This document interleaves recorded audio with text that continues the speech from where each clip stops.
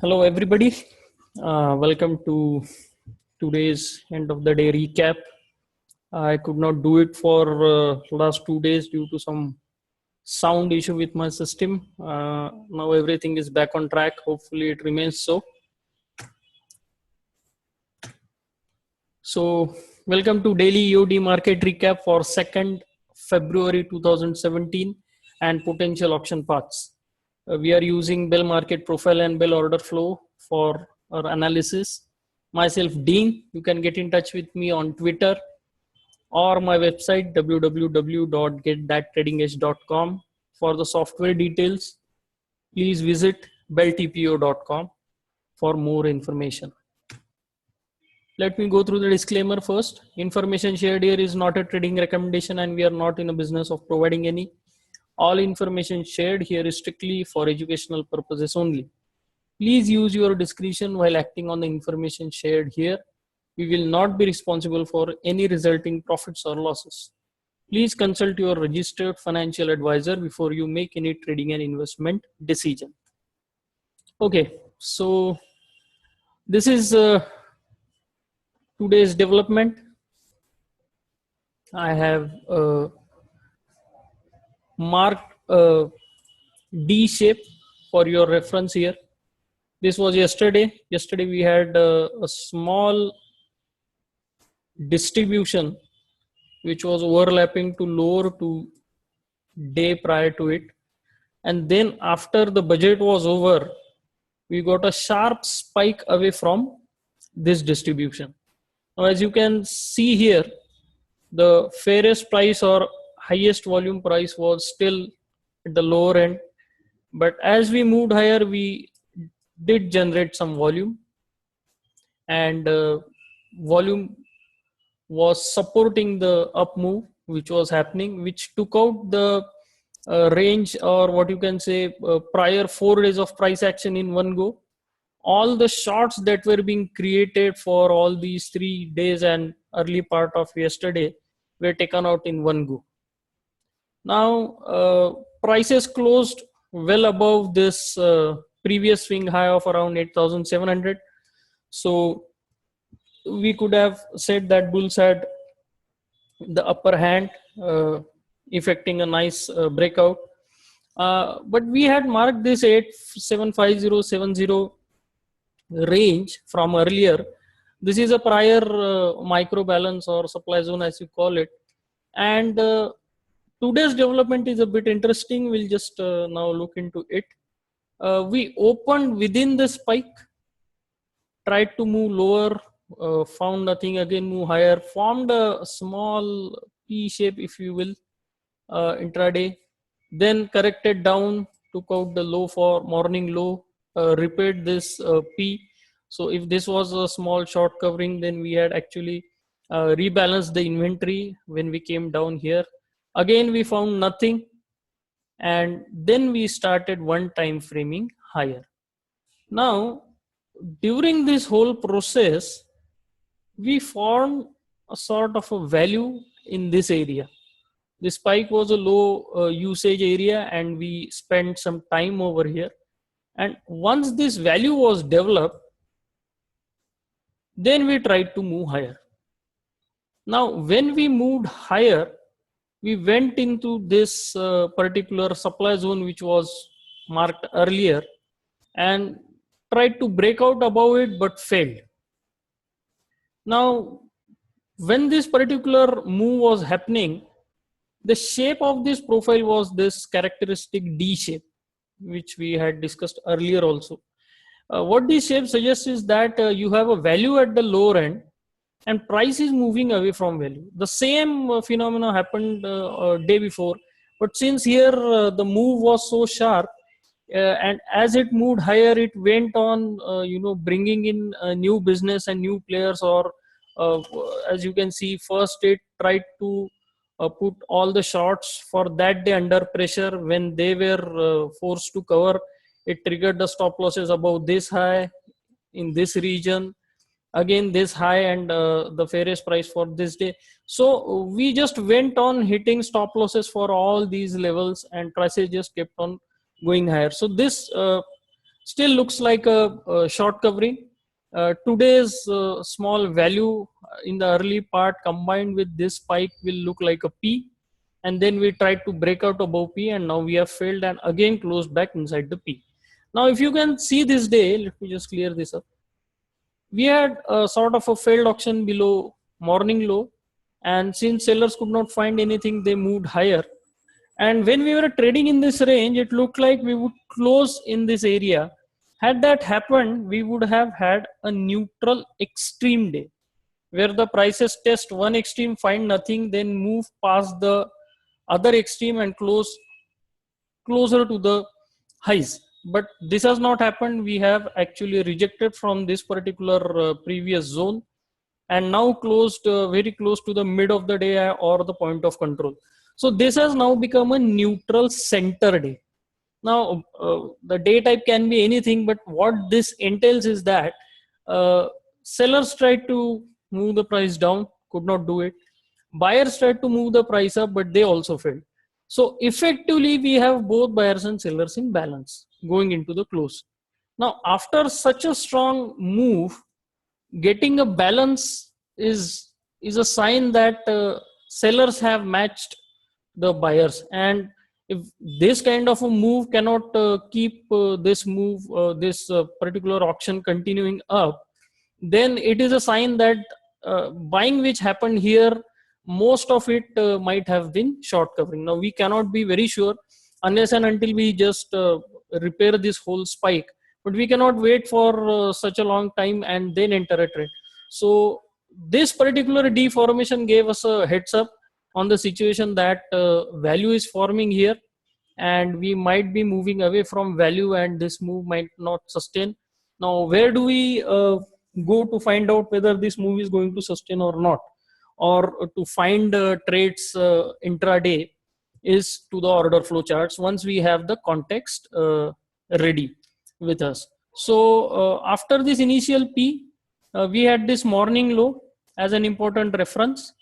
Also this 8700 level was there. So we had this important level on the downside, and on the upside we had yesterday's high as well as this previous supply zone or congestion zone as we call it. So let's see what happened in these areas on the order flow chart. So first we come to the low. This is the second time when we came into morning low to test it. And what happened here? Let's see. We had dark selling prints as we went into that particular low. We breached the low, and if these sellers were strong sellers, then they should have easily broken down below this particular level and continued down lower. But what happens is that we break this morning low, but again, come back up and close inside, and then we never try to challenge it. So was there a way in which we could have created a longs around this level? Let's see shorter time frame order flow charts to get any idea about it. So let's go to 3-minute order flow chart. I have just taken these screenshots. So now see what is happening here. The same phenomena what we saw on the 15-minute charts, these dark red prints going into the support. But if you monitor the delta, you can observe that there was a delta divergence over here. Now I have always said that only delta divergence won't help you, but you need to have a strong reference in which the prices is trying to go to use this delta divergence for a potential trade. So what we had here, we had some absorption going on, a delta divergence, then we moved higher, then we came back to test it.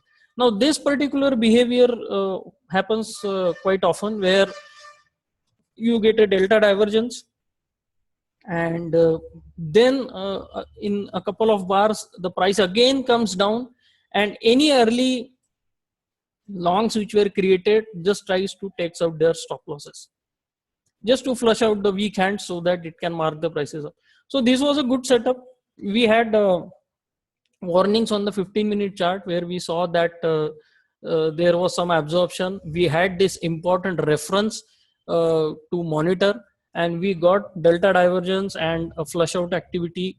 This is also called as stop hunting, where smart money tries to take prices beyond important levels to hunt the stop losses of weak holders or shorter time frame traders, and then try to accumulate their longs there. So what happened? We hit the stop losses of anyone who was buying here.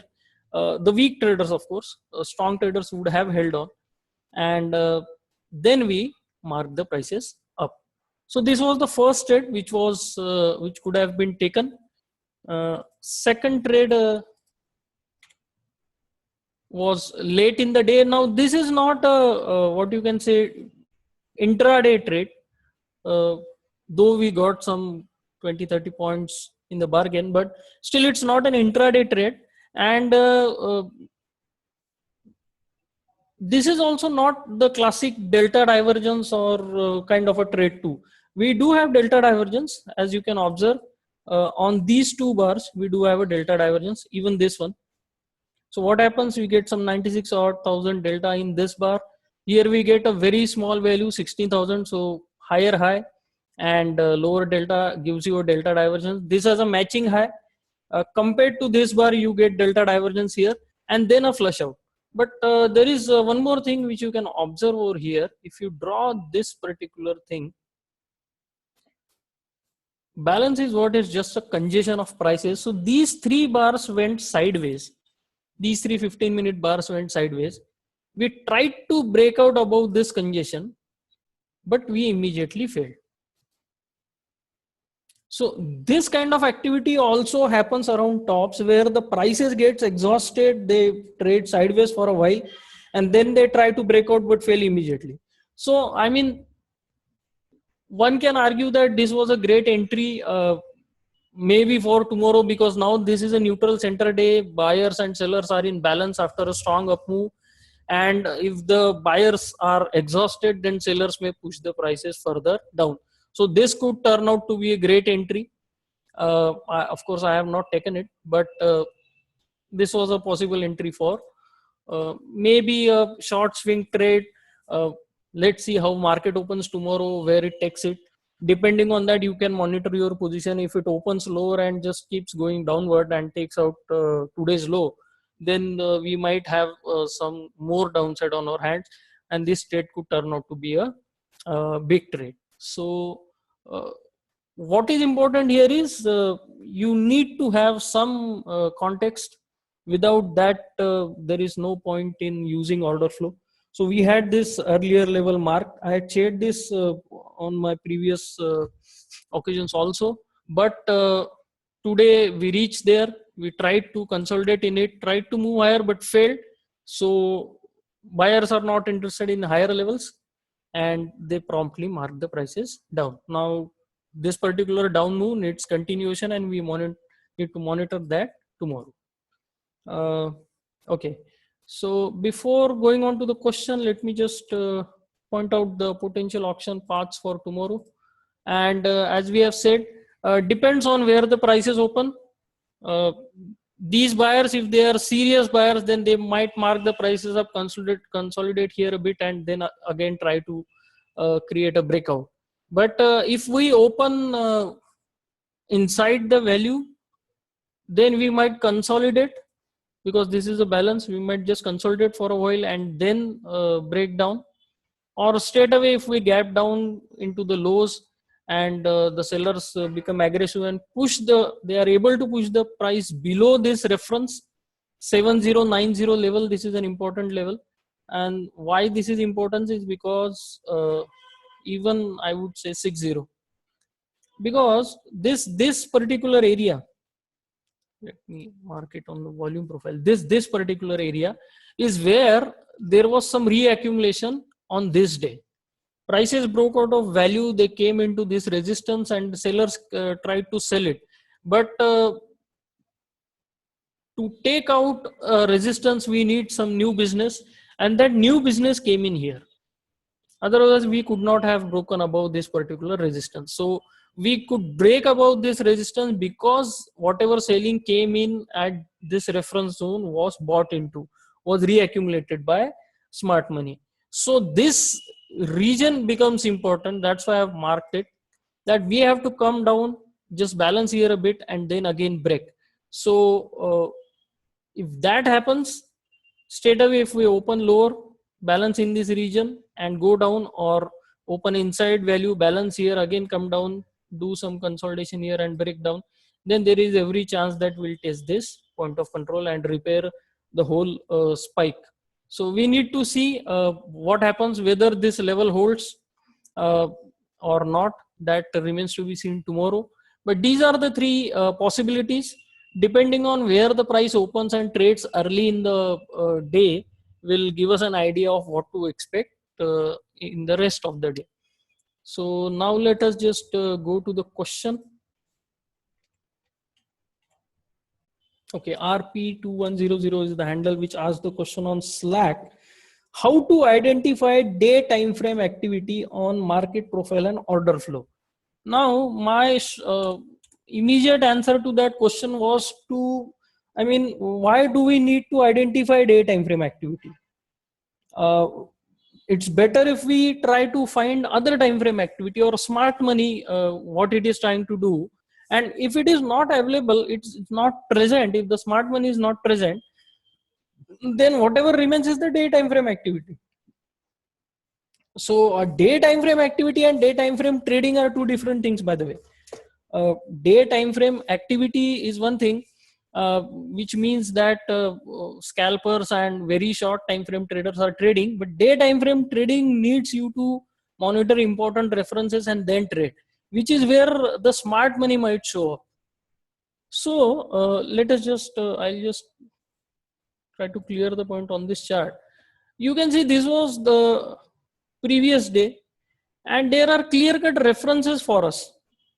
One is this reaccumulation zone, as I mentioned. Day's high, yesterday's high was there, and this was the earlier identified zone. Now see what happens. Smart money will always come at the edges. It will never show in, it depends on the time frame, of course, but for day time frame relevance, if you want to buy here and sell here and again try to cover somewhere lower, if you want to do all these kind of trades, you need to trade at the edges.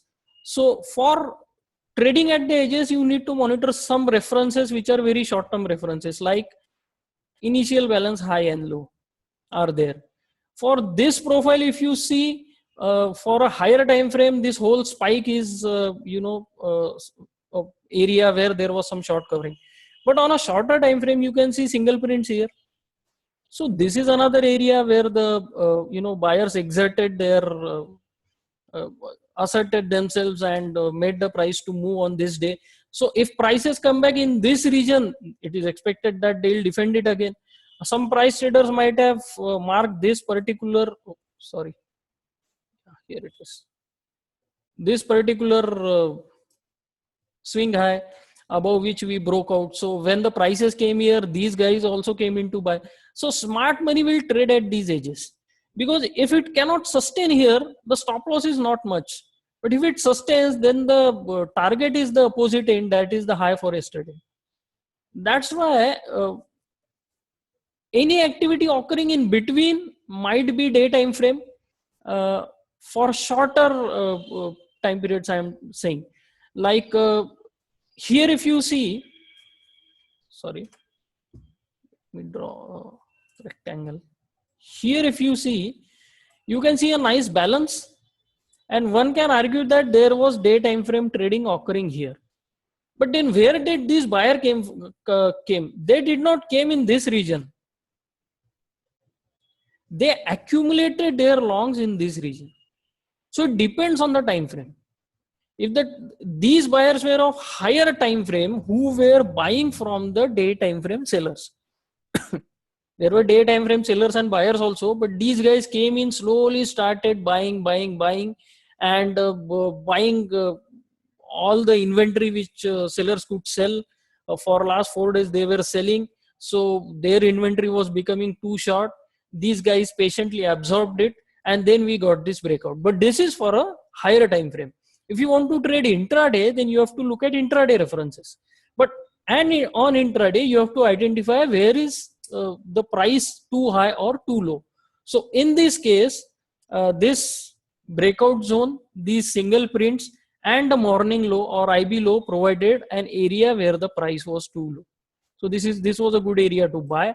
Now when we came higher and we traded above this high, there was some sign of weakness created here, but that was immediately what you can say, run over by the buyers. We came again, and again in this region you can see, we just saw on the chart, order flow chart, that we had some small balance, a failed breakout of that balance, and again the prices moved down and closed below the high.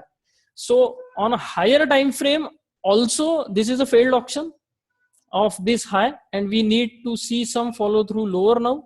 And on intraday trading, if you want to do, then you can see that the shape was D, and when there is a D shape and price has not gone too far away from value, like in this case, you can expect the sellers to push the price back into value, and that is exactly what happened.